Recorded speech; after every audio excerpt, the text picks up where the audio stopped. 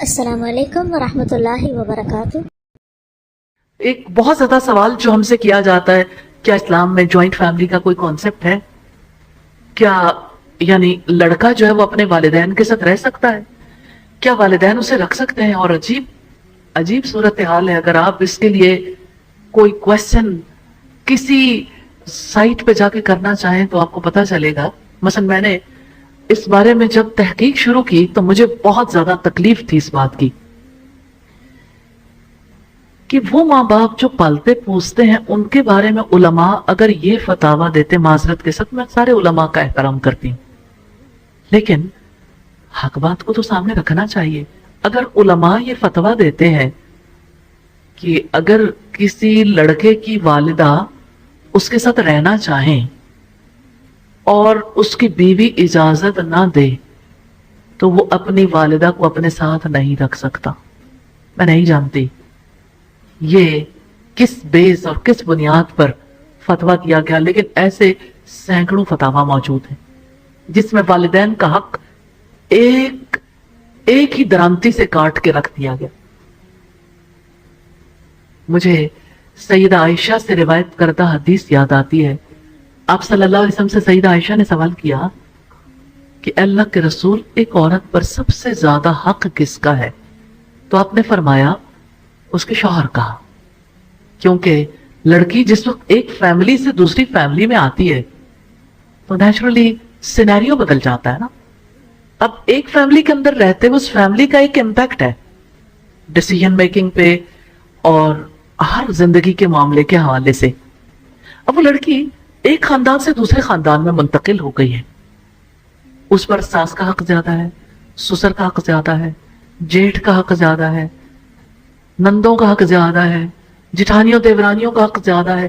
کون ہے وہ جس کا حق زیادہ ہے؟ تو یہ سوال تو سب کے ذہنوں میں ہے۔ اور اگر جوائنٹ فیملی میں رہتے ہیں تو ایک لڑکی جو شادی شدہ ہے، اب اس کے ماں باپ اسے ڈائریکٹ کریں گے، وہ بتائیں گے کہ اب تم نے سسرال میں یہ فلاں کام پہ یہ کرنا ہے، یہ کرنا ہے، اس کو یہ جواب دے دو، اس کے ساتھ یوں کر لو۔ تو سسرالی جھگڑے کا باعث لڑکی خود ہی ہوتی ہے جو اپنے ماں باپ سے جا کے باتیں کرتی ہے، خاندان کی غیبتیں چغلیاں، اور اس کے بعد جو ہے وہ سسرال میں رہنے کے قابل ہی نہیں رہتی۔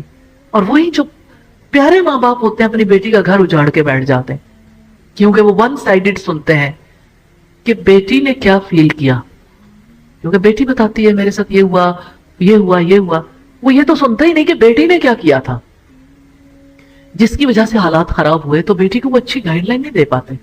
تو اللہ کے رسول کی بات حق ہے کہ ایک عورت پر سب سے زیادہ حق اس کے شوہر کا۔ کتنا انصاف پر مبنی فیصلہ ہے، کیونکہ اب باقی رشتے پیچھے چلے گئے نا، سب کے سب، لڑکی کے ماں باپ، اس کے بہن بھائی، اور لڑکی جس فیملی میں آئی ہے اس کے بڑے ہیں، جو کہ ہمارے ہی معاشرے میں اپنا حق جتاتے ہیں کہ اب ہمارا تم پر زیادہ حق ہے، ہمارے ڈیسیژنز آپ کے لیے اپلیکیبل ہوں گے۔ تو اللہ کے رسول صلی اللہ علیہ وسلم نے حق پر مبنی فیصلہ کیا، ایک لڑکی پر سب سے زیادہ حق اس کے شوہر کا ہے۔ حضرت عائشہ نے پوچھا کہ یہ بتائیں کہ ایک لڑکے پر سب سے زیادہ حق کس کا ہے؟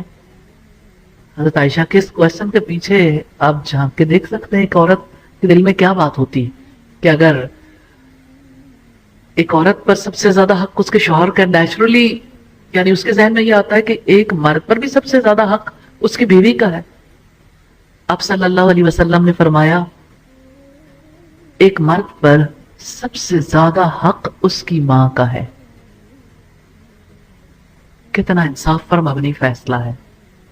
تو مجھے سمجھ نہیں آتی، جہاں رسول اللہ کی حدیث موجود ہے وہاں پر ہمارے علماء کے فتاویٰ ہیں کہ والدین اگر بیٹے کے گھر میں رہنا چاہیں اور بیوی نہیں مانتی تو ماں باپ کو کوئی ساتھ نہیں رکھ سکتا۔ آپ لوگ کیا سمجھے ہیں؟ ماں کا حق زیادہ ہے، بیوی کا کم ہے، تو پوچھنا کس سے ہے؟ ماننی کس کی ہے؟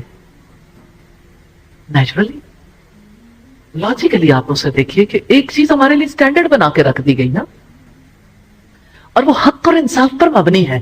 الحمدللہ میں نے یہ بات اس کانٹیکسٹ میں کی ہے، اگرچہ شادی سے پہلے کی محبت میں اس طرح کی باتیں کوئی سوچنا بھی نہیں چاہتا کل کیا ہوگا، کیونکہ اس وقت تو کچھ اور چیزیں غالب ہوتی ہیں نا انسان پر. ضمناً میں نے اس بات کو اس لیے سامنے رکھا ہے کہ ہم ایک ایسی سوسائٹی میں رہتے ہیں جہاں پہ